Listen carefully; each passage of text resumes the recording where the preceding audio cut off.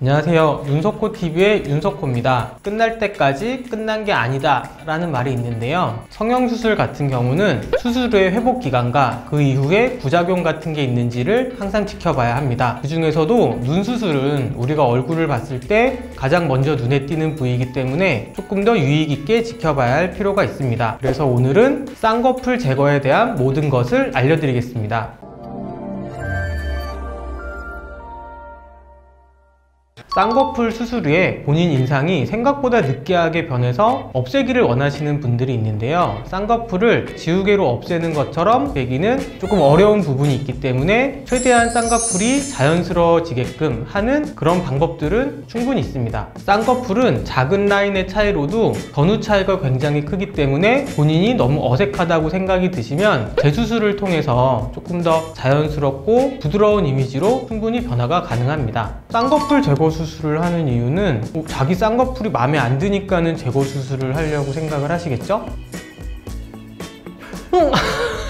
쌍꺼풀을 만들었는데 결국은 본인이 과하게 쌍꺼풀을 원해서 했을 때일 경우도 있고, 특정 병원이나 특정 원장님들이 이제 그런 모양이 되게 예쁘다고 생각을 하시기 때문에 수술을 받아서 오시는 경우도 있거든요. 그래서 쌍꺼풀을 없애려고 원해서 오시는 분들이 항상 많이 있는 것 같습니다. 쌍꺼풀 제거 방법은 지금 현재 상태에 따라 좀 다르겠지만, 매몰법과 같은 비절개법으로 수술한 경우는 원래 그 실이 묻혀져 있는 그 부위를 따라서 조그만 절개창을 내서 매듭을 풀어준다든지 그런 방법으로 쉽게 제거가 가능합니다. 절개법으로 수술을 한 경우에는 원래 있던 쌍꺼풀보다 조금 더 낮은 위치, 내가 새로 만들고 싶어하는 그 위치에 다시 한번 절개선을 그어서 그 안쪽을 통해서 전에 있던 쌍꺼풀을 풀어주고 똑같이 자연스럽게 생각되는 높이의 새로운 쌍꺼풀을 만들어주는 방법으로 수술을 하게 됩니다. 쌍꺼풀을 만들기는 어려운 건 아니지만 제거하기는 쉬운 편은 아니고요. 첫 번째 수술을 우리가 비절개법으로 했다고 한 경우에는 쌍꺼풀을 만들 때 사용된 실을 제거를 하면 쉽게 풀리는 경우도 있고, 두 번째로 절개법으로 쌍꺼풀을 수술한 경우에는 쌍꺼풀을 분리를 해서 풀어버리는 과정이 필요한데, 충분히 숙련되지 않은 경우에 하게 되면은 오히려 눈에 상처를 낸다든지 또 의도치 않은 모양을 만들 수 있기 때문에 쌍꺼풀을 낮추는 수술은 충분히 경험이 있으신 병원에서 상담을 받아 보시는 게 좋을 것 같습니다.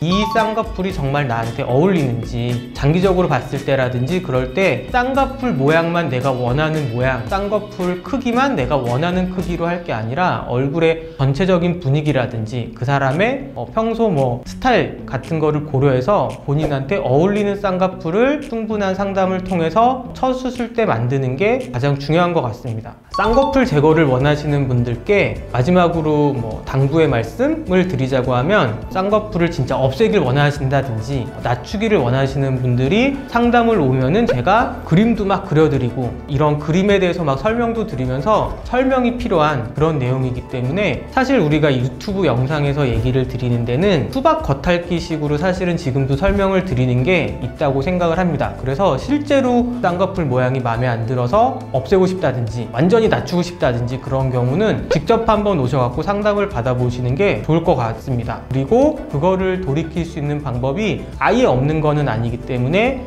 어느 정도 약간 희망을 가지고 찾아주시면 좋을 것 같습니다. 오늘은 쌍꺼풀 제거 수술에 대한 질문에 대해서 답변을 드리는 시간이었는데요. 궁금한 점 댓글로 남겨주시면 답글을 달아드리도록 하겠습니다. 감사합니다.